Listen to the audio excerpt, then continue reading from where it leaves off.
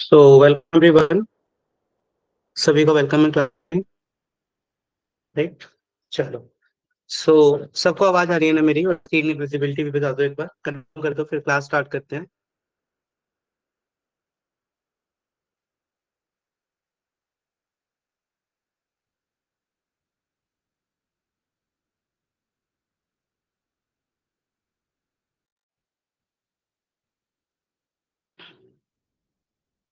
Yes, चलो very good. सो यहाँ पे कल एंड किया था आज की क्लास को, ठीक है? जहाँ पे कल छोड़ा हम लोगों ने, वहीं से आज की क्लास को दोबारा स्टार्ट करने वाले हैं। तो ध्यान से समझना सभी चीजें, कैसे कैसे क्या क्या करना है हम लोगों को। चलो। सो यहाँ पे थे हम लोग, जो गाइडलाइन ऑफ आईयूपीएस नोमेनक्लेचर की आप बात कर रहे थे, तो इस वाले पॉइंट पे थे हम लोग। तो यहाँ पे दो तीन डाउट थे तुम लोगों के, उस डाउट को क्लियर करेंगे पहले। सो पहला इम्पोर्टेंट इसमें क्या था, जो सबसे ज्यादा ध्यान रखना था हम लोगों को, वो ये था कि 4,4 डाइफ्लोरो मिथाइल ब्यूट 2 इन, ठीक है? कि अब डबल बॉन्ड और ट्रिपल की क्या कहानी है, कि भाई ये डबल बॉन्ड और ट्रिपल बॉन्ड की जो बात मैंने बताई थी, उसमें आपको कैसे लेके चलना है, उसकी पूरी टोटल कहानी क्या है, उसको समझना है हम लोगों को, ठीक है? तो देखो, प्रेफरेंस किसको देते हैं? तो यहाँ पे तो बहुत क्लियर था कि भाई ट्रिपल बॉन्ड था यहाँ पे, तो यहाँ से कलिंग स्टार्ट करती। इस केस में डबल बॉन्ड भी है और ट्रिपल बॉन्ड भी है, तो प्रेफरेंस हम किसको दे? तो देखो, ऐसा जब हो, वैसे हम ट्राई ये करते हैं कि जहाँ भी मल्टीपल बॉन्ड्स होते हैं उनको प्रेफरेंस दे। मल्टीपल बॉन्ड्स के अंदर तो आपका डबल भी आता है और ट्रिपल भी आता है, दोनों बॉन्ड्स आते हैं, ठीक है, मल्टीपल के अंदर। तो मल्टीपल के अंदर हमारा यही फोकस होता है कि दोनों को हम लोग प्रेफरेंस दें। अब यहाँ पे ये है कि डबल बॉन्ड भी है और ट्रिपल बॉन्ड भी है, तो आपको ऐसे नंबरिंग करनी है, जब डबल और ट्रिपल दोनों प्रेजेंट रहे, तो ऐसे नंबरिंग करनी है कि लोवेस्ट लोकेंट मेंटेन हो। यानी स्टार्ट करते हो तो देखो, 1 2 3, यानी 1 कॉमा आपके लोकेंट बन रहे हैं, ठीक है? 1 कॉमा 3, तो ये आपके लोकेंट है अगर आप इधर कर रहे हो तो। अगर आप इधर से करते हो तो लोकेंट क्या बनेगा भाई, जल्दी बताओ? इधर से अगर आप करोगे तो आपका लोकेंट बनेगा, दैट इज 1 2 3 4, तो ये बनता 2,4, 2,4। तो अगर आप इधर से जाते तो आपका लॉकेट बनता 2,4। तो ये बड़े अच्छे से आपको दिखाई दे रहा होगा, 1,3 और 2,4, तो इस तरीके से लोकेट दिखाई दे रहे हैं। तो इसीलिए लोएस्ट लोकेट रूल को फॉलो करना होता है, यानी सही ये है। यानी हम क्या बोलेंगे, पेंट 3 in 1 9। ये क्लियर हुआ? कल यहाँ पे डाउट था बच्चों को, ये वाली चीज क्लियर हो गई क्या?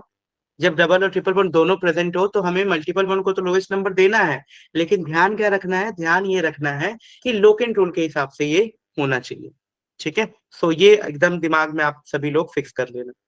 नेक्स्ट देखो, तो नेक्स्ट क्या है भाई? तो नेक्स्ट कहानी में कुछ ये कह रहा हूं कि आपके पास मान लो जैसे ऑप्शन है कि ये भी 1 से शुरू हो रहा है, ये भी 1 से शुरू हो रहा है। तो जब ऑप्शन हो और सेम ही जगह पे दोनों स्टार्ट हो, हम इधर से 1 से शुरू कर सकते हैं या और ट्रिपल बॉन्ड से भी 1 से शुरू कर सकते हैं। तो जब सब कुछ बराबर हो और उसके बाद कोई पूछे आपसे कि डबल और ट्रिपल में किसको प्रेफरेंस देना है, तो डबल को देना है। तो नंबरिंग यहां से स्टार्ट होगी, बात समझ गए? यानी ऐसे कोई पूछता है आप लोगों से तो ये चीज आपको ध्यान रखनी है कि नंबरिंग कहाँ से स्टार्ट होगी। तो नंबरिंग स्टार्ट होगी डबल बॉन्ड, अगर दोनों बगल से बराबर आ रहे हैं, क्योंकि यहाँ पे लोकेंट की कोई बात ही नहीं है ना? अगर आप इधर से जा रहे हो तो भी 1 2 3 4, 1,4 आ रहा है, और अगर आप इधर से करते तो भी 1 2 3 4, 1,4 आ रहा है। तो अगर लोकेंट बराबर है, सब कुछ बराबर है, तो डबल बॉन्ड को प्रेफरेंस देनी है। जल्दी से कंफर्म करो ये चीज क्लियर है कि नहीं, फटाफट बता दो एक बार, क्लियर हो गई ये चीज? डन?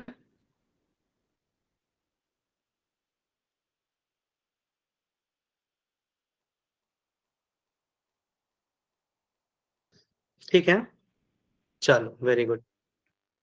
अब देखो बेटा, कुछ गाइडलाइंस है आईयूपीएसी नोमेनक्लेचर की, जैसे अमाइन हो तो, अमाइन हो तो हम क्या यूज करते हैं? अमाइन किसको बोलते हैं बेटा? अमाइन जब NH2 ग्रुप लगा हुआ होता है उसको हम अमाइन ग्रुप बोलते हैं। तो इसमें ध्यान से समझेंगे आप सभी लोग, अमाइन ग्रुप के चक्कर में मैं क्या बोल रहा हूँ, कि इसका प्रीफिक्स वर्ड क्या होता है? एमिनो, और सफिक्स क्या होता है? अमाइन। तो सब्स्टिट्यूट और नाइट्रोजन डोनेटेड बाई एन। तो बताता हूँ कैसे नेमिंग करोगे। जैसे मान लो आपको किसी ने ये दे दिया, ये दे रखा है CH3 CH2 CH2 NH2, तो ये क्या हो गया? अब इस यहाँ पे काम कर रहा है एज अ फंक्शनल ग्रुप की तरह। तो इसको हम कैसे लेंगे बेटा? एज अ फंक्शनल ग्रुप की तरह अगर काम कर रहा है तो इसका नाम हो जाएगा प्रोपेन 1 अमाइन। क्या नाम हो जाएगा? प्रोपेन 1 अमाइन, याद रखना, प्रोपेन 1 अमाइन। उसी तरीके से देखो इसका नाम क्या है, 3-मिथॉक्सी-साइक्लोहेक्सेन 1 अमाइन।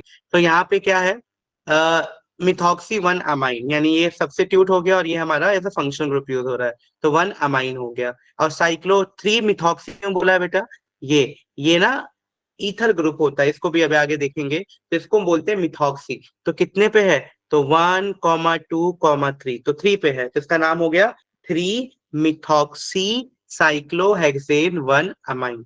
अब यहाँ पे ध्यान से देखो ये कौन से तरह का अमाइन है, तो ये 1 डिग्री, 2 डिग्री और ये 3 डिग्री, तो ये 3 डिग्री वाला नाइट्रोजन अटैच्ड है। तो जब भी 3 डिग्री वाला आता है तो आपको 2 बार एन लगाना है, अगर 2 डिग्री होता तो एन लगाना होता। यानी ये देखो आप इसका नाम कैसे करोगे, ये हो गया मेन वर्ड रूट है ना। तो मेन वर्ड रूट में कितने आ रहे हैं आपको, एक, 1, 2, 3, 4, 4 कार्बन दिख रहे हैं, तो ब्यूट है ना, ब्यूट 3 इन, दैट इज कैसे होगा नेमिंग जल्दी बताओ, ये हो गया 1, ये हो गया 2, ये हो गया 3, ये हो गया 4। अब आपके पास कोई डाउट आना चाहिए, यहाँ पे कई बच्चे पूछ सकते हैं कि आप मुझे ये बताओ, यहाँ पे हमने ऐसा क्यों नहीं किया, हमने यहाँ पे ऐसा क्यों नहीं किया कि यहाँ पे इसको हमने एज ए यूज किए होते सब्स्टिट्यूट की तरह, तो एज अ सब्स्टिट्यूट यूज क्यों नहीं किया है, अगर ये डाउट आता है बच्चों के पास तो, कि जैसे नंबरिंग आप डबल बॉन्ड यहाँ से क्यों नहीं स्टार्ट कर रहे हो, तो मैंने पहले ही बताया फंक्शनल ग्रुप को डबल बॉन्ड से भी ज्यादा प्रायोरिटी देते हैं, है ना। तो फंक्शनल ग्रुप को डबल बॉन्ड से भी, तो पहले फंक्शन हमें प्रायोरिटी देना है यहाँ पे डबल बॉन्ड को, उसके बाद ही किसी और को प्रायोरिटी देना है, ठीक है। तो इस चीज का हम लोगों को थोड़ा सा ध्यान रखना है। क्लियर ये चीज, कंफर्म करो एक बार। डन, चलो वेरी गुड। तो ये कहानी हो गई बेटा, तो ये हो गया हम लोग का N N di ethyl but 3 en 1 amine. अब कैसे हुआ है देखो ध्यान से, एन एन मतलब इस एन पे 2 इथाइल ग्रुप लगे हुए, एक इथाइल ग्रुप यहाँ, एक इथाइल ग्रुप यहाँ, इसलिए लिखा है एन एन डाई इथाइल, क्या लिखा है, एन एन डाई इथाइल, और फिर क्या लिख दिया है, ब्यूट। तो N N di ethyl but 3 en 2 amine, क्या लिख दिया है, 3 इन 2 अमाइन। तो इस तरीके से हम इसको लिख सकते हैं, N N di ethyl but 3 en 2 amine. तो ये हो गया हम लोग का इसका पूरा नेमिंग, क्लियर है। अब अल्कोहल की तरह देखो क्या बताया था, कि अल्कोहल के लिए प्रीफिक्स में क्या यूज करोगे, हाइड्रोक्सी, क्या यूज करोगे, हाइड्रोक्सी। और अगर उसका सफिक्स की मैं बात करूं तो क्या यूज करोगे, ऑल। तो प्रीफिक्स में यूज करना है हाइड्रोक्सी, सफिक्स में यूज करना है ऑल। तो इस चीज को तुम्हें थोड़ा सा ध्यान रखना है कि ऑल और हाइड्रोक्सी। देखो जैसे यहाँ पे CH3CH2OH है, तो इसका नाम क्या हो गया, इथेनॉल, क्योंकि फंक्शनल ग्रुप की तरह यूज हो रहा है। यहाँ पे आप देखो डबल बॉन्ड भी है और अल्कोहल भी है, प्रेफरेंस फिर किसको देना है, फंक्शनल ग्रुप को। नंबरिंग कहां से शुरू होगी, 1, 2, 3, 4, ठीक है, 1, 2, 3, 4 ऐसे नंबरिंग स्टार्ट होगी। तो आप इसको क्या बोल रहे हो, आप इसको बोल रहे हो ब्यूट 3 इन 2 ऑल, यानी 2 पे तो ऑल है और 3 पे इन है, तो ब्यूट 3 इन 2 ऑल। तो इस तरीके से हम इसकी नंबरिंग कर सकते हैं। क्लियर है, आई होप समझ आ गया होगा। अब ये देखो बेटा यहाँ पे OH भी लगा है और NH2 भी लगा है, तो हम लोग को पता है कि OH और NH2 है, तो यहाँ पे नंबरिंग किधर से करोगे, तो ऑब्वियस सी बात है यही है फंक्शनल ग्रुप, तो 1, 2, 3, 4। तो क्या हो गया इसका नंबरिंग जल्दी बताओ, 2 amino cyclobutane 1 all, 2 amino cyclobutane 1 all. तो इस तरीके से इसकी नंबरिंग हम लोग यहाँ पे कर सकते हैं, 2 अमीनो साइक्लोब्यूटेन 1 ऑल। क्लियर है, चलो। तो इस तरीके से बेटा अल्कोहल वगैरह की नेमिंग हम लोग करते हैं। अब मान लो एल्डिहाइड आ गया, अगर ग्रुप, कौन सा ग्रुप लगा हुआ है, एल्डिहाइड ग्रुप लगा हुआ है। तो अगर एल्डिहाइड ग्रुप लगा हुआ है तो आप किस तरीके से नंबरिंग करना पसंद करेंगे, ठीक है। अगर कौन सा ग्रुप लगा है बेटा, एल्डिहाइड ग्रुप, तो ध्यान से समझो, अगर एल्डिहाइड ग्रुप लगा है तो नंबरिंग किस तरीके से होगी हमें ये देखना है, डन। तो अगर एल्डिहाइड ग्रुप हमारे पास लगा हुआ है तो नंबरिंग कैसे होगा, उसके लिए नाम क्या है, ऑक्सो। अगर उसको प्रीफिक्स की तरह यूज करेंगे तो बोलेंगे ऑक्सो, या फिर एक और नाम क्या है उसका, फॉर्माइल। तो आप ऑक्सो भी बोल सकते हैं, फॉर्माइल भी बोल सकते हैं, दोनों में से कुछ भी बोल सकते हो। इधर आप यूज करो ऑक्सो और फॉर्माइल, और as a functional group use करोगे तो क्या बोलना है, अल। मतलब ये जो मैं प्रीफिक्स बोल रहा हूँ ना, ये बोल रहा हूँ जब सब्स्टिट्यूट, यानी जब एक ही चेन में कार्बोक्सिलिक एसिड भी लग गया, COH ग्रुप भी लग गया, 2-3 ग्रुप लग गए, तब की क्या कहानी है। तो तब आपको इसको इस तरीके से यूज करना है, क्लियर है। तो ये हमारी पूरी कहानी हो गई, तो आई होप यहाँ तक किसी को कोई प्रॉब्लम नहीं होगी, ठीक है।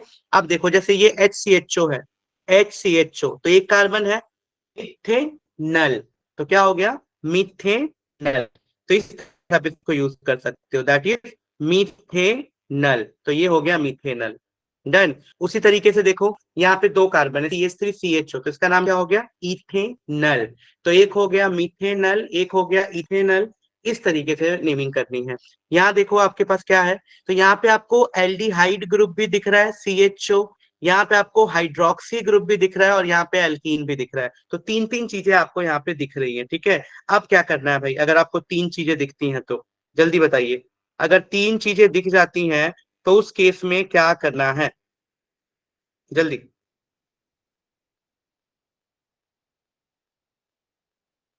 अगर तीन तीन चीजें दिख जाए, देखो अब ध्यान से। अब मैंने एक फंक्शनल ग्रुप का प्रायोरिटी ऑर्डर होता है, जिसमें हमने पढ़ा था कि भाई CHO जो है वो प्रायर है एज कंपेयर टू OH, है ना। यानी OH और CH अगर मैं बात करूं तो CHO को हम प्रायोरिटी लिस्ट में रखते हैं। तो CHO प्रायर है, इसीलिए उसको हम क्या करेंगे, उसको as a functional group use करेंगे, और OH को एज सब्स्टिट्यूट बना देंगे। OH को क्या बना देंगे, एज अ सब्स्टिट्यूट बना देंगे। तो देखो फटाफट देखते हैं, OH को सब्स्टिट्यूट बनाया है तो क्या मिल रहा है हम लोगों को। इसका नाम क्या होगा, फंक्शनल ग्रुप में नंबरिंग तो यहीं से होगी। यानी ये हो गया 1, ये हो गया 2, ये हो गया 3, ये हो गया 4, ठीक है। तो 1 2 3 4 हो गया आराम से यहाँ से। यानी आप कैसे बोलो इसको, 1 2 3 4, चार कार्बन हुए, तो चार कार्बन का मतलब कितना हो गया भाई, ब्यूट। ब्यूट क्लियर है। वन पे तो अल है, साफ साफ दिख रहा है, वन पे क्या है, अल है। वन पे अल है, और कितने पे हाइड्रोक्सी लगा हुआ है, 4 पे। तो हाइड्रोक्सी लगा हुआ है हम लोगों का 4 पे, तो ये भी क्लियर है कि हाइड्रोक्सी है हम लोगों का 4 पे, क्लियर है। अब देखो बेटा, हाइड्रोक्सी ग्रुप लग गया है 4 पे, नाम हो गया 4 हाइड्रोक्सी ब्यूट 2 इनल, 2 इनल। तो 4 हाइड्रोक्सी 2 इनल का फॉर्मेशन यहाँ पे हम लोग को देखने को मिल जाता है, ठीक है। तो 4 हाइड्रोक्सी 2 ब्यूट 2 इनल, ये हमारा इसका नाम हुआ। तो यहाँ पे तुम लोग एक चीज क्लियर हो गई होगी ना, ये CHO वाला पार्ट और OH वाला पार्ट कैसे लिया है मैंने, कि CHO वाला और OH वाले पार्ट में क्या क्या करना है ना। अगर दो दो फंक्शनल ग्रुप आ जाए तो प्रायोरिटी लेवल चेक करना है, कि उस प्रायोरिटी लेवल के हिसाब से तुम्हारा कौन बैठ रहा है कौन नहीं, और फिर आप उसको बता सकते हो, ठीक है। अब देखो, यहाँ भी अब दो आ गए, एक आ गया आपका CHO ग्रुप, एक आ गया आपका कीटोन ग्रुप। अब दो दो चीजें आ गई हैं, कीटोन ग्रुप भी है और ये भी है। अब आपको इसमें से किसी एक को फॉलो करना है, तो कैसे फॉलो करोगे, क्या तरीका होगा फॉलो करने का, जल्दी बताइए फटाफट। किस तरीके से फॉलो करेंगे बेटा हम लोग इसको।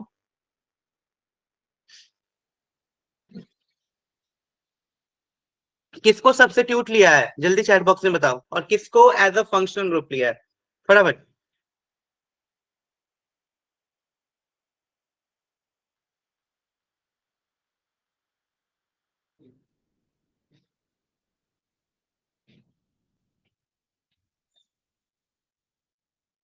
जल्दी। Hello, my voice is Audible ना सबको, कि मैं नेटवर्क थोड़ा सा ऐसा दिख रहा है मेरा ना, रेड। जल्दी बताओ बेटा, ये क्लियर है ऑक्सो और अल क्यों लिया, जल्दी।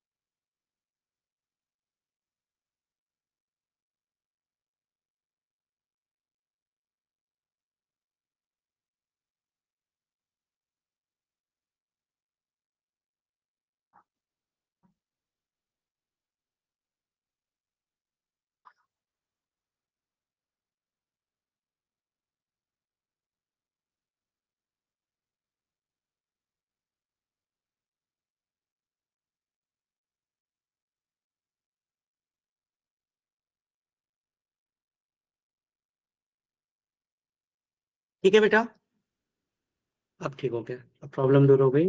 हाँ, ठीक है। अब देखो, सो ये हमारा पूरा नाम हो गया, इस तरीके से हम इसको पूरा नेमिंग कर सकते हैं, ठीक है।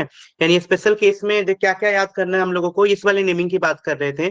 तो एल्डिहाइड और कीटोन में किसको प्रेफरेंस देते हैं, एल्डिहाइड को एज अ सब्स्टिट्यूट, इसीलिए वहां पे उसको अल लगाया है, और इसको क्या कर दिया है, ऑक्सो कर दिया है। इसको क्या कर दिया हमने, ऑक्सो कर दिया है। तो इस चीज को थोड़ा सा ध्यान रख के चलना है, एक को हमने ऑक्सो कर दिया, और एक को मैंने क्या लगाया है, अल से याद कर रहा हूं। तो पूरा नाम क्या हो गया हम लोगों का, क्लियर, फोर ऑक्सो पेंटेनल। तो फोर ऑक्सो पेंटेनल हमारा पूरा करेक्ट नेम हो जाता है इसके लिए, फोर ऑक्सो पेंटेनल। तो four oxo Pantanal correct name हो गया हम लोगों का, ठीक है। सो आई होप यहाँ तक किसी को कोई प्रॉब्लम नहीं होगा, फोर ऑक्सो पेंटेनल, ठीक है। अब देखो, when the chain cannot include the carbon of CHO, the suffix is called कार्बाइल्डिहाइड। यानी अगर ऐसा चेन, जैसे ये वाला चेन है, इसमें मैं कार्बन को अगर इंक्लूड नहीं कर रहा हूं, तो जो कि बिल्कुल इंक्लूड नहीं होगा, क्योंकि रिंग को कंसीडर करते हैं ना, तो रिंग के इसमें क्या बोलेंगे, इसको कार्बाइल्डिहाइड के नाम से जानेंगे। तो साइक्लोहेक्सेन कार्बाइल्डिहाइड, तो इसका नाम हो जाएगा साइक्लोहेक्सेन कार्बाइल्डिहाइड। तो इस तरीके से हम इस पूरे को याद रख सकते हैं, ठीक है, साइक्लोहेक्सेन कार्बाइल्डिहाइड। डन। जल्दी बताइए बेटा, क्लियर है कि नहीं यहाँ तक।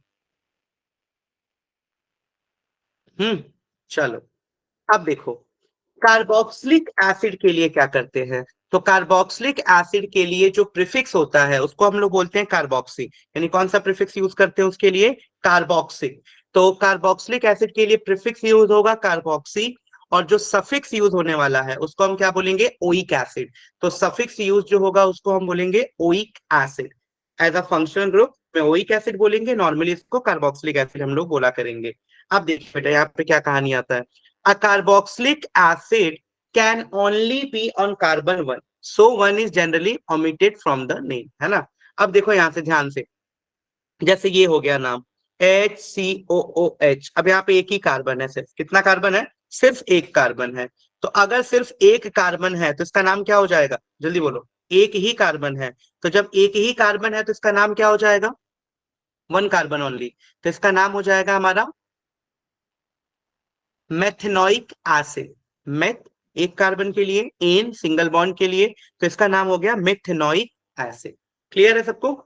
उसी तरीके से मुझे इसका, किसी को इसका कॉमन नेम पता है क्या, what is the common name of this, SCOH, बहुत इंपॉर्टेंट है, क्लास 10 से पढ़ते आ रहे हो। एनीवन कॉमन नेम को इसका बताना चाहेगा, कॉमनली इसको किस नाम से जानते हैं,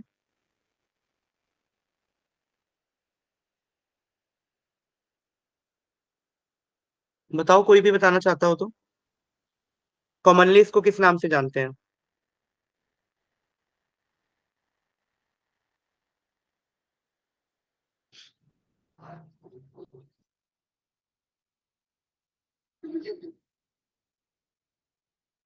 इसको नहीं पता बेटा, फॉर्मिक एसिड, किस नाम से, formic acid. So commonly they are known as formic acid. तो कॉमनली इसको हम लोग फॉर्मिक एसिड्स के नाम से भी जानते हैं, ठीक है। तो फॉर्मिक एसिड इसका कॉमन नेम है, जिस नाम से हम लोग इसको जानते हैं, ठीक है, फॉर्मिक एसिड। अब देखो, यहाँ पे दो कार्बन है, नेम हो गया एथनोइक एसिड। सेम तरीके से यहाँ पे NH2 भी है और COH ग्रुप भी है, तो COH group as a functional group, तो ओइक एसिड लग गया, और दो पे अमीनो है तो टू एमिनो, क्योंकि वो सब्स्टिट्यूट की तरह यूज हो रहा है, तो टू एमिनो, और इसको ऐसे कर दिया, ठीक है। तो एक ये कहानी हो गई हमारी, जिससे हम इसको यूज कर सकते हैं। क्लियर है। तो आई होप यहाँ तक तो तुम लोग को बिल्कुल क्लियर हो गया होगा, किसी को कोई भी डाउट यहाँ तक आई होपफुली नहीं है। डन। बढ़े आगे। अब देखो बेटा, कुछ एरोमेटिक कंपाउंड्स का IUPAC नेमिंग की बात कर रहे हैं हम लोग, एरोमेटिक कंपाउंड्स का, ठीक है। मैं ना थोड़ा सा नेटवर्क इशू आ रहा है, इसलिए वीडियो को ऑफ कर रहा हूँ 5 मिनट के लिए, ऐसे करते हैं। सो देखो, अगर मैं कॉमन बात करूं एरोमेटिक रिंग की, कि इनका एरोमेटिक रिंग का नेमिंग कैसे करते हैं, ठीक है, कि एरोमेटिक का नेमिंग करने का क्या तरीका है। तो भाई क्या हो जाएगा एरोमेटिक का नेमिंग करने का तरीका, जल्दी बताओ, कोई भी बताना चाहता है।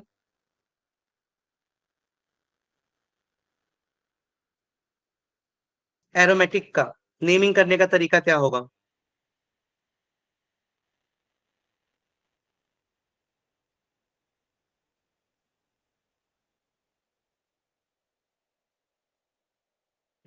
एरोमेटिक का मतलब क्या क्या हो गया, बताओगे, what do you mean by this, जैसे ये बेंजीन है, इसको नैप्थलीन, इसको एंथरासीन, ये तो हम पहले ही कर चुके हैं ये सब चीजें, कि इसको बेंजीन, इसको, और ये हम ऐसे बोलते हैं।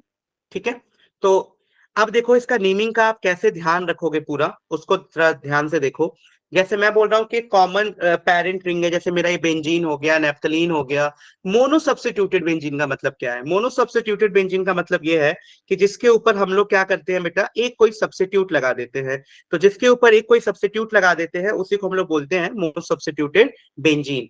जैसे यहाँ पे देखो, क्लोरोबेंजीन है हमारे पास, क्या है? क्लोरोबेंजीन, एक क्लोरीन लगाया हुआ है। यहाँ पे क्या है? एक है हमारे पास नाइट्रोबेंजीन, तो यहाँ पे NO2 लगाया है, तो ये नाइट्रोबेंजीन हो गया। यहाँ पे इथाइल बेंजीन बना दिया। तो इस तरीके से हम इन सबको समझ सकते हैं कि मोनो सब्स्टिट्यूटेड बेंजीन क्या हो गया, क्लोरोबेंजीन क्या हो गया, और उसी तरीके से हमारा नाइट्रोबेंजीन क्या है, और इथाइल बेंजीन। तो इन सारी चीजों को हम इस तरीके से यहाँ पे समझ सकते हैं। ठीक है, कि this is called mono substituted, मतलब एक सब्स्टिट्यूशन हुआ है। एक से ज्यादा भी हो सकता है, यानी some common substituted change the root name of the ring. For example ये देखो, यहाँ पे अगर लग गया बेंजोइक एसिड कहलाएगा ये, अगर यहाँ पे आपने ये लगा दिया। ठीक है, सिमिलर वे में अगर आपने SO3H लगा दिया है तो ये क्या कहला रहा है? बेंजीन सल्फोनिक एसिड, ये कहला रहा है बेंजीन सल्फोनिक एसिड।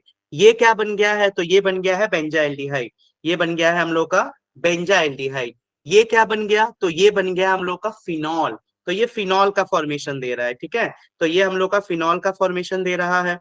ठीक, और इसी तरीके से ये क्या है? तो ये एनिलीन का फॉर्मेशन दे रहा है। यहाँ पे NH2 लग गया तो इसको एनिलीन के नाम से जानेंगे। अगर ईथर ग्रुप लग गया OCH3 तो इसको हम लोग एनीसोल बोला करेंगे। क्या बोलेंगे बेटा?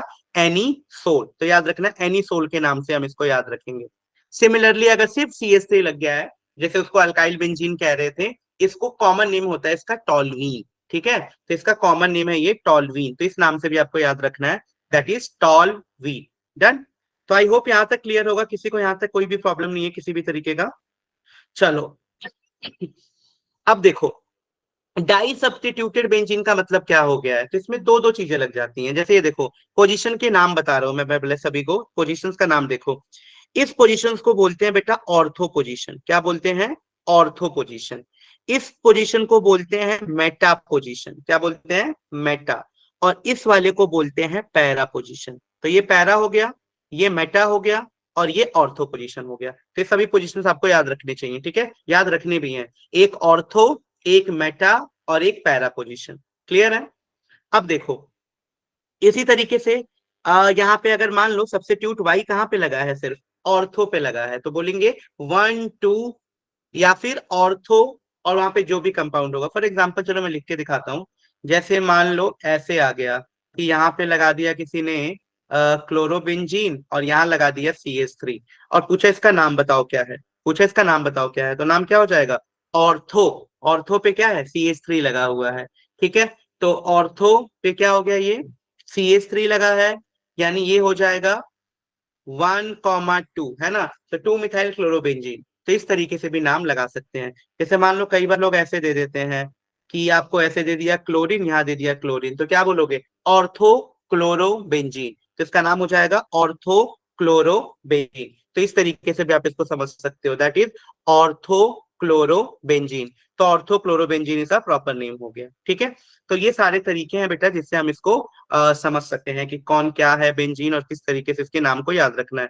तो that is known as orthochlorobenzene. Clear है यहां तक सबको? अब देखो, naming di substituted benzene priorities determine root name and substituent. For example ये देखो, ये है 1,4 डाई ब्रोमो बेंजीन। क्या है ये? 1,4 डाई ब्रोमो बेंजीन। ये क्या है? 3 अमीनो बेंजोइक एसिड। अब ये 1,4 डाई ब्रोमो बेंजीन कैसे हुआ? दो ब्रोमीन है, और कौन कौन से नंबर पे है? 1 और 4 पे। ये रहा 1, ये रहा 2, ये रहा 3, और ये रहा 4। तो 1 और 4 पे है, तो इसका नाम क्या कर दिया हम लोगों ने? 1,4 डाई ब्रोमो बेंजीन। ठीक है, 1,4 डाई ब्रोमो बेंजीन। तो 1,4 डाई ब्रोमो बेंजीन इसका पर्टिकुलर नेम हो गया। उसी तरीके से ये देखो, ये है 3 अमीनो बेंजोइक एसिड। क्या है? 3 अमीनो बेंजोइक एसिड।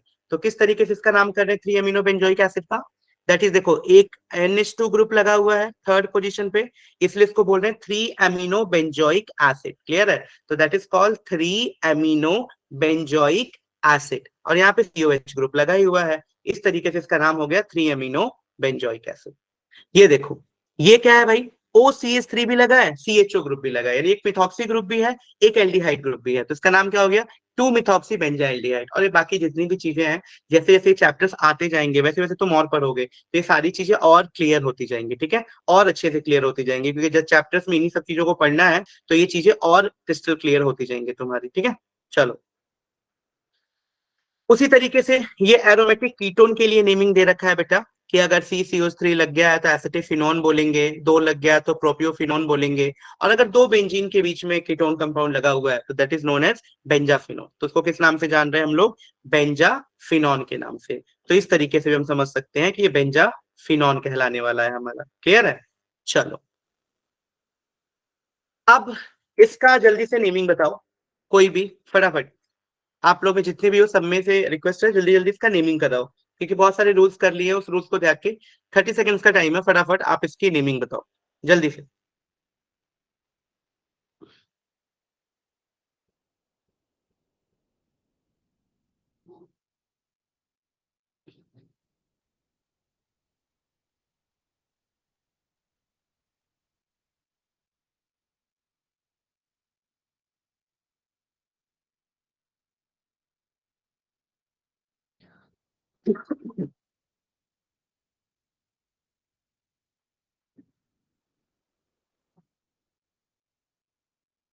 क्या नेम होगा बेटा, कोई भी बताना चाहता हो जो।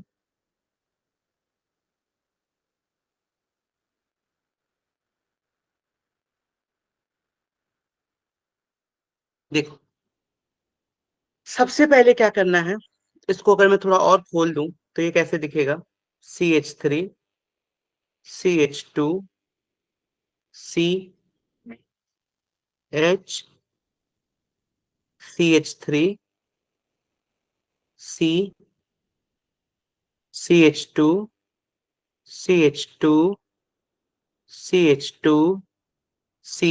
क्यों बेटा, यहाँ पे C4 है ना इसलिए, और ये नीचे है CH3, इसके नीचे ये भी है CH3। सबसे पहले तो लॉन्गेस्ट चेन बताओ, लॉन्गेस्ट चेन आप लोगों को क्या दिख रही है यहाँ पे, लॉन्गेस्ट चेन क्या है यहाँ पे, जल्दी बताइए। लॉन्गेस्ट चेन, तो लॉन्गेस्ट चेन हम लोग को यहाँ पे क्या देखने को मिल रहा है, देखो, अगर मैं लॉन्गेस्ट चेन की बात करूं तो दो तरीके हैं। एक तो ये है कि आप इधर से चले जाओ, 1 2 3 4 5 6 7 8, 8 कार्बन है ना। और कोई तरीका, 1 2 3 4 5 6, नहीं, और कोई तरीका, 1 2 3 4 5 6 7, 8 कार्बन ऐसे ही दिखेगा, ठीक है। यानी चेन तो तुम्हारी ये वाली हो गई, ये वाली, ध्यान से देखना, अ, ये वाली, ठीक है। तो ये आपकी चेन हो गई बेटा, डन। 8 कार्बन की चेन हो चुके हैं यहाँ पे, ये साफ साफ क्लियर है। अब नंबरिंग किधर से करें, तो दो तरीके हैं, अगर मैं इधर से नंबरिंग करता तो 1 2 3 4 5 6 7 8, यानी सब्स्टिट्यूट कहाँ कहाँ देखने को मिलता, तो मुझे सब्स्टिट्यूट देखने को मिलता, एक तो सब्स्टिट्यूट देखने को मिलता मेरे को 3 नंबर पे, डन। तो एक सब्स्टिट्यूट देखने को मिलता मेरे को 3 नंबर पे, डन, ठीक है।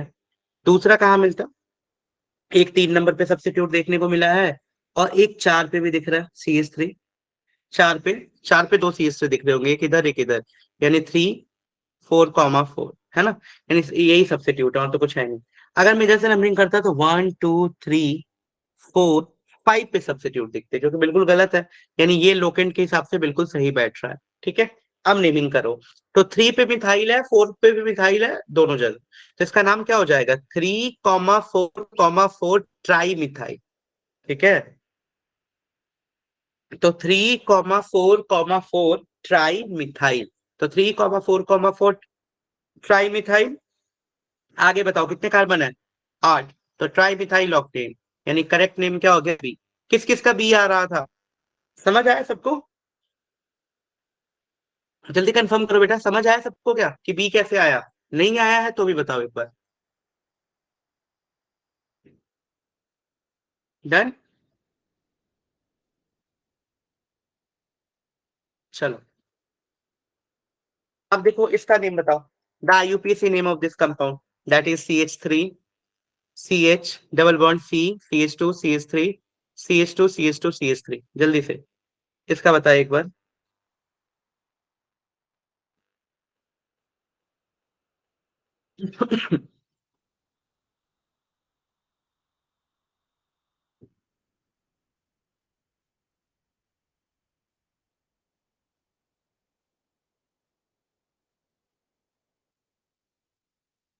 कोई नहीं।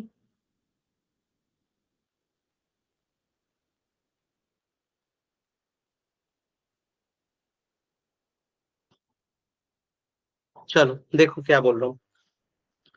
IUPAC name of CH3 CH double bond CH2 CH2 CH3 CH2 CH3, इसका बता। सबसे पहले काम आता है लॉन्गेस्ट चेन सेलेक्ट करना। तो 1 2 3 4 5 6, 1 2 3 4 5 6, ध्यान से समझो। जब भी ऐसा कहानी आए तो हमेशा लॉन्गेस्ट चेन वो वाला चेन होना चाहिए जिसमें मल्टीपल बॉन्ड्स अगर हैं तो उसको कंसीडर करो। अगर यहाँ पे फंक्शनल ग्रुप होता तो भी कंसीडर करना पड़ता। यानी अगर बेशक इधर से जाते में नंबर ऑफ कार्बन ज्यादा भी हो जाए तो ये नहीं लेना है, क्योंकि इसमें डबल बॉन्ड मिस हो जाएगा। तो आपको हमेशा वो लॉन्गेस्ट चेन लेना है जिसमें डबल बॉन्ड वगैरह कंटेन्ड हो। तो ये हो जाएगा लॉन्गेस्ट चेन। ये ऐसे गए, ऐसे, ऐसे, ये, ऐसे, ये हो गया लॉन्गेस्ट चेन। डन। अब लॉन्गेस्ट चेन तो आपका हो गया है ये। अब क्या करना है? अब करना कुछ ये है कि अब आप इसका नंबरिंग करना शुरू करो। ठीक है, नंबरिंग करना। कैसे नंबरिंग करोगे ध्यान से? दैट इज 1 2 3, 1 2 3 4, तो ऑब्वियसली इधर से करेंगे 1 2 3 4 5 6। तो 1 2 3 4 5 6 हो गया। 3 पे इन है और 6 है, 6 का मतलब हो गया हेक्स। डन। 3 पे, सॉरी 3 पे एक सब्स्टिट्यूट है इथाइल, तो 3 पे है इथाइल। तो 3 इथाइल हेक्स 2 इन। सो 3 इथाइल हेक्स 2 इन, 3 इथाइल हेक्स 2 इन, ऑप्शन डी। तो ऑप्शन डी जो है वो बिल्कुल करेक्ट। ठीक है, तो ऑप्शन डी इसके लिए बिल्कुल ही करेक्ट आंसर है।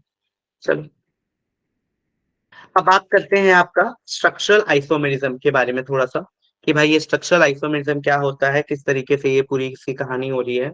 So basically those isomer which show differences in properties due to the difference in their 2D structure. मतलब आइसोमेरिज्म का मतलब क्या होता है बेसिकली, थोड़ा ध्यान से समझना सभी लोग।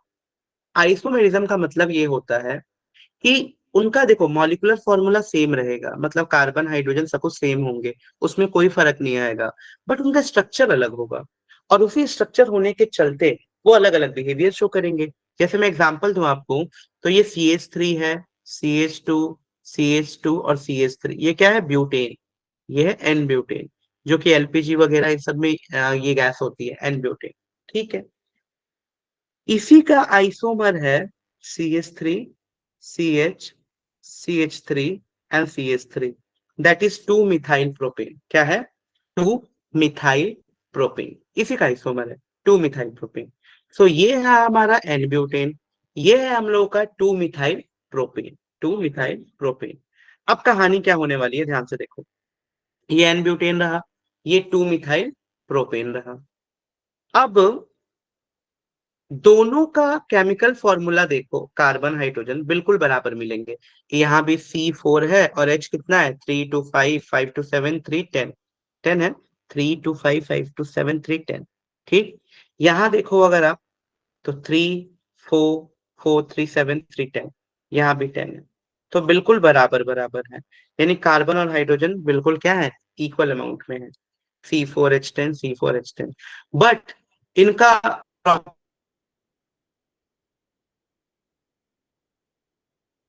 प्रॉपर्टीज बिल्कुल बदल गया।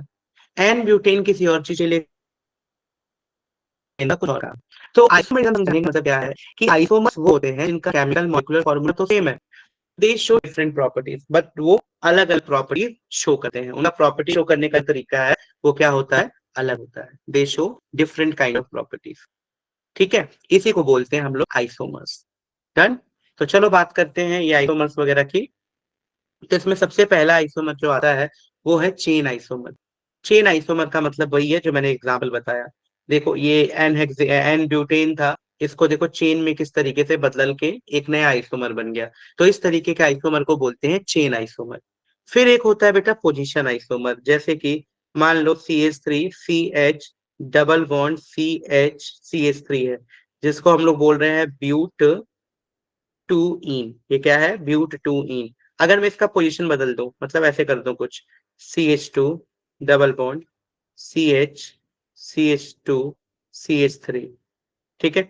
अब इसका नाम क्या हो गया है? But one en, but one en. But यहाँ पे अगर देखोगे तो सब कुछ सेम है, their molecular formula same, chemical formula same, everything is same. बस फर्क कहाँ आया है? फर्क आया है पोजीशन पे। ये डबल बॉन्ड की पोजीशन यहाँ थी 2 पे, यहाँ पे 1 पे आ गई। तो इस तरह के आइसोमर्स को बोलेंगे पोजीशन आइसोमर।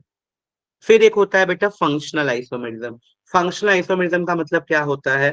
फंक्शनल आइसोमरिज्म का मतलब होता है, जैसे कि मान लो CH3 है, CH है, OH है, और ये CH3 है, ठीक है। या फिर आप इसको ऐसे लो, ये हम मैं बोल रहा हूँ कि ये जो ग्रुप है CH3। अब फंक्शनल आइसोमरिज्म में क्या होगा कि ये आराम से कन्वर्ट हो जाएगा, CH3 CH2 और CH, मतलब एल्डिहाइड में कन्वर्ट हो गया। देखो यहाँ भी 3 3 6 एक 7 एक 8, 3 to 5, और यहाँ पे भी है ना। तो इस तरीके से भी हम बता सकते हैं। तो बहुत सारी ऐसी चीजें हैं जहाँ पे हम इस तरह के आइसोमरिज्म को देखते हैं, ठीक है। क्लियर है ये चीज? यहाँ तक कोई प्रॉब्लम नहीं किसी को भी? डन। मेटामेरिज्म, ये पढ़ेंगे। आइसोमेरिज्म का एक टाइप होता है कि एल्डिहाइड कीटोन वगैरह शो करते हैं, टोटामेरिज्म और मेटामेरिज्म दोनों। फिर एक होता है रिंग चेन आइसोमेरिज्म और isotropic isomerism. So out of this, tautomerism and ring chain isomerism are considered as the specialized subtypes of functional isomerism। मतलब फंक्शनल आइसोमेरिज्म का ही टाइप होता है जो आपका टोटो और रिंग चेन आइसोमर है, ठीक है। तो आइसोमर्स को हमने समझा स्ट्रक्चर। तो दो तरीके का आइसोमर होते हैं, एक बोलते हैं स्ट्रक्चर, एक को बोलते हैं स्टीरियो। तो ये आने वाली क्लास में पढ़ेंगे, आप 12th क्लास में पूरा पढ़ना है इसको डिटेल में। तो स्टीरियो आइसोमेरिज्म क्या है? So those isomer which have the same structural formula along with same molecular formula. मतलब ऐसे आइसोमर जिसका स्ट्रक्चरल फॉर्मूला भी वही हो और मॉलिक्यूलर फॉर्मूला दोनों सेम हो, but differ in their 3D arrangement. जैसे कि देखो, जैसे ये है, इसको हम बोलते हैं, फॉर एग्जाम्पल मैं एच बना रहा हूँ, एच एच यहाँ, और ये CH3, ये CH3, इसको हम बोलते हैं ब्यूट, सिज ब्यूट टू इन। तो ये सिज है। और इसी का एक आइसोमर होता है बेटा ट्रांस। मतलब ये H यहाँ है, एक H यहाँ पहुंच गया, CH3 यहाँ है, देख रहे हो अपोजिट डायरेक्शन में है, तो इसको बोलते हैं ट्रांस। तो this is called trans but two ene. तो एक ट्रांस ब्यूट टू इन हो गया, और ये हो गया आपका सिस ब्यूट टू इन, ठीक है। तो एक ट्रांस ब्यूट टू इन है और एक सिस ब्यूट टू इन है। कहने को सब कुछ सेम है इनका, लेकिन due to their 3D arrangement, बस इनका डायरेक्शन, मतलब ये एटम बदल देने के चलते बस ये अलग प्रॉपर्टीज शो करते हैं। कई प्रॉपर्टीज शो करता है एज अ मेडिसिन की तरह, तो कई प्रॉपर्टी शो कर देगा इससे बहुत सारी बीमारियां हो सकती है तुम्हें। सब कुछ सेम है, बट ओरिएंटेशन बदल देने से, सिर्फ ओरिएंटेशन बदल देने से। सो ये सब एग्जांपल में आते हैं स्टीरियो आइसोमर का, है ना। So due to difference in their configuration, this isomerism is also called configurational isomerism and can be categorized into two type, that is geometrical, जिसमें सीज और ट्रांस पढ़ेंगे, और एक होगा ऑप्टिकल आइसोमेरिज्म, ठीक है। तो ये पूरा स्टीरियोमेरिज्म का क्लासिफिकेशन है। आने वाले चैप्टर्स में इसको डिटेल में पढ़ना है, ठीक। अब आते हैं कोवलेंट बॉन्ड फिजन के ऊपर कि what is this covalent bond fission. तो दो तरीके का फिजन होता है, एक को बोलते हैं होमोलिटिक फिजन, एक को बोलते हैं हेट्रोलिटिक फिजन। तो ये होमोलिटिक और हेट्रोलिटिक है क्या? तो देखो क्या कहानी है। If the covalent bond break in a such a way that each atom takes away one electron, है ना। यानी अगर कोवलेंट बॉन्ड इस तरीके से ब्रेक हो, if a covalent bond break in a such a way that each atom takes away one electron, ठीक है, कि सब एक एक इलेक्ट्रॉन ले जाए, ठीक है, of a share pair, the fission is called homolysis, और वी से होमोलिटिक फिजन। तो फिजन को क्या बोलोगे आप? होमोलिसिस फिजन बोलोगे या फिर होमोलिटिक फिजन बोलोगे। तो ये याद रखना है, ठीक है। यानी if the covalent bond break in a such a way that each atom takes away one electron of share pair, the fission is called homolysis, और we say homolytic fission. For example देखो, ये ए और B है, तो यहाँ पे ए और B bond में हमें पता है कि एक बॉन्ड में 2 इलेक्ट्रॉन खर्च हुए होंगे और दोनों अपना एक एक इलेक्ट्रॉन लेके जा रहे हैं, ए अपना इलेक्ट्रॉन लेके जा रहा है, बी अपना इलेक्ट्रॉन लेके जा रहा है। तो इस तरीके के फिजन को आप क्या बोलोगे? होमोलिसिस। इस तरह के फिजन को क्या बोलोगे? होमोलिसिस। और यहाँ पे देखो 2 फ्री रेडिकल्स बन गए हैं। क्या बन गए हैं? 2 फ्री रेडिकल्स बन गए। एक ए का फ्री रेडिकल्स है और एक वहां पे किसका फ्री रेडिकल बन गया है बेटा? यहाँ पे बी का फ्री रेडिकल बन गया है। फ्री रेडिकल का मतलब ये होता है कि बॉन्ड में जो 2 इलेक्ट्रॉन थे, दोनों अपना अपना एक एक इलेक्ट्रॉन लेके चले गए। और ये हाईली अनस्टेबल होते हैं क्योंकि ये चाहेंगे कि फिर हम किसी के साथ कंबाइन होकर रिएक्शन करें, है ना। So the neutral chemical species thus formed is called free radical and it is represented by this A dot, है ना। So this is high energy unpaired electron of the free radical called the odd electrons, याद रख लेना। And these species are very reactive towards the other similar type of reagent and other non-polar covalent bond, तो उनकी तरह बहुत ज्यादा reactive भी होते हैं। ठीक है। सो ये कहानी है भाई होमोलिसिस और सिमेट्रिकल फिजन की। डन। तो ये याद रखना है हम लोगों को कि if a covalent bond break in a such a way that the each atom takes away one electron of shared pair, the fission is called homolysis or we say homolytic fission। ठीक है। और example इसका ये। Done. चलो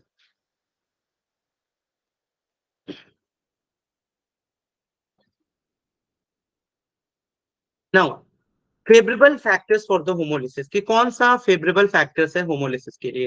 अगर आप homolysis कराना है तो इसके लिए फेवरेबल क्या है? फेवरेबल कंडीशन बताइए भाई कि फेवरेबल कंडीशन क्या है। So the major factor which favours the homolysis is a zero और a small difference in the electron activity between the two atom. यानी ये वाला कहाँ होगा? जैसे Cl2 हो गया, तो Cl और Cl के बीच होमोलिसिक फिजन हो सकता है। इनके बीच इलेक्ट्रॉनिक डिफरेंस नहीं है। अगर HCl हो गया तो यहाँ होमोलिसिस थोड़ी होगा, ये तो पूरा इलेक्ट्रॉन ही लेके चला जाएगा और इसको कुछ नहीं देगा क्योंकि वो ज्यादा इलेक्ट्रोनेगेटिव है। तो वहां पे कौन सा फिजन होता है? हेट्रो। तो होमोलिसिस फिजन देखने को वहां मिलता है जहां पे 2 एटम हो, डाई एटॉमिक मॉलिक्यूल हो, जिनकी इलेक्ट्रोनेगेटिविटी ऑलमोस्ट सेम हो। Homolytic bond fission takes place in the gaseous phase or in the presence of non-polar solvent called CCl4 and CH2। Now, presence of peroxide, that is UV light, heat, electricity also favor homolysis reaction। ठीक है। यानी presence of peroxide जो है, ये UV light है, heat है, electricity है, ये सब भी फेवर करता है होमोलिसिस रिएक्शन। ठीक। अब चलो हेटेरोलिसिस को पढ़ लेते हैं जिसको असिमेट्रिकल बोल रहे हैं। So if the covalent bond break in a such a way that both the electron of share pair are taken away by one of the bonded atom. जैसे कि मान लो यहाँ पे मिल गया CH3, इसको मिल गया Cl। अब chlorine is much more electronegative, बहुत ज्यादा इलेक्ट्रोनेगेटिव है, तो ये पूरे इलेक्ट्रॉन ले जाएगा बेचारा, दोनों इलेक्ट्रॉन ले गया, नेगेटिव हो गया। और इस मिथाइल ग्रुप को क्या कर दिया इसने? पॉजिटिव बना दिया। तो इस तरीके का जो फिजन होता है उसको हम लोग बोलते हैं हेट्रो, मतलब बेईमानी हो रही है, इसमें 2 इलेक्ट्रॉन जो दोनों में बच रहे थे एक ही लेके चला गया। ठीक है। तो this is called hydrolysis. Now when y is a electronegative than x, now the cation formed here is called carbocation or carboanion as a positive charge exists on the carbon atom। Likewise the anion is called carbon anion, है ना। तो यहाँ पे जो भी cation formed होगा उसको carbocation बोलेंगे। कार्बोकटायन मतलब जहाँ पे कार्बन पे डेफिशिएंसी होती है इलेक्ट्रॉन्स की, 8 इलेक्ट्रॉन नहीं होते हैं, ऑक्टेट कंप्लीट नहीं होता है, उसको कार्बोकटायन बोलते हैं। और कार्बो अनायन किसको बोलते हैं? कार्बन अनायन का मतलब एक कि अगर कार्बन पे नेगेटिव चार्ज आ गया, उसके पास ज्यादा इलेक्ट्रॉन आ गया, तो उसको हम कार्बन अनायन बोलते हैं। तो ये कार्बोकटायन और कार्बो अनायन की पूरी कहानी है। ठीक है। चलो अब बात करते हैं इलेक्ट्रोफाइल्स और इलेक्ट्रोफिलिक रीजेंट्स की। ये इलेक्ट्रोफाइल्स और इलेक्ट्रोफिलिक रीजेंट्स क्या होते हैं? सो बेसिकली इलेक्ट्रोफाइल को ऐसे डिफाइन करते हैं कि ऐसे स्पीसीज हैं विच attack on the electron rich area, मतलब इनके खुद के पास इलेक्ट्रॉन्स की कमी होती है, डेफिशिएंसी होती है, और ये उधर अटैक करना चाहेंगे जहां पे इनको इलेक्ट्रॉन मिले। यानी an electrophile is defined as the electron deficient species which attack on electron rich area. जो कहाँ पे अटैक करेंगे? इलेक्ट्रॉन जहां पे इनको मिलेगा वहां पे अटैक करेंगे, खुद इलेक्ट्रॉन डेफिशिएंट होते हैं। यानी in reason these are represented by E+। तो इलेक्ट्रोफाइल को लिविस एसिड्स भी बोलते हैं क्योंकि इनके पास खुद ही इलेक्ट्रॉन्स की कमी है। जैसे देखो जहां भी पॉजिटिव चार्ज दिख गया हो तो डेफिनेटली है ही इलेक्ट्रोफाइल्स, क्योंकि उनके पास इलेक्ट्रॉन्स की कमी है। Now the electrophile can also be seen in the form of neutral. कुछ न्यूट्रल इलेक्ट्रोफाइल्स भी होते हैं, जैसे ये कार्बीन हो गया, नाइट्रीन हो गया, AlCl3 हो गया, AlCl3 BF3, देखो इनके पास भी तो 6 इलेक्ट्रॉन है, तो यहाँ भी तो कमी है, तो they are also called the electrophile. ठीक है। All neutral covalent compound in which the central atom has incomplete octet is called electrophile. या all the compound which the central atom has incomplete और एक्सपेंडेड ऑक्टेट, उसको भी हम बोलते हैं कि ये भी हम लोग का किसका एग्जाम्पल होगा, इलेक्ट्रोफाइल का। ठीक है, तो ये हो गई भाई पूरा इलेक्ट्रोफाइल की कहानी। सो नेक्स्ट क्लास में हम यहाँ से स्टार्ट करेंगे न्यूक्लियोफाइल से। समझ ही गए होंगे what is nucleophile. Electrophile electron deficient है तो इलेक्ट्रॉन रिच होंगे, वो इलेक्ट्रॉन डिफिशिएंट है इसीलिए इलेक्ट्रॉन रिच वालों पे अटैक करते हैं, और इनके पास इलेक्ट्रॉन ज्यादा है तो इलेक्ट्रॉन जो डिफिशिएंट होंगे वहां पे अटैक करेंगे। तो ये पूरी कहानी रहने वाली है। ठीक है, सो नेक्स्ट क्लास में मिलते हैं और वहां इसको आगे पूरा डिस्कस करेंगे। ठीक है।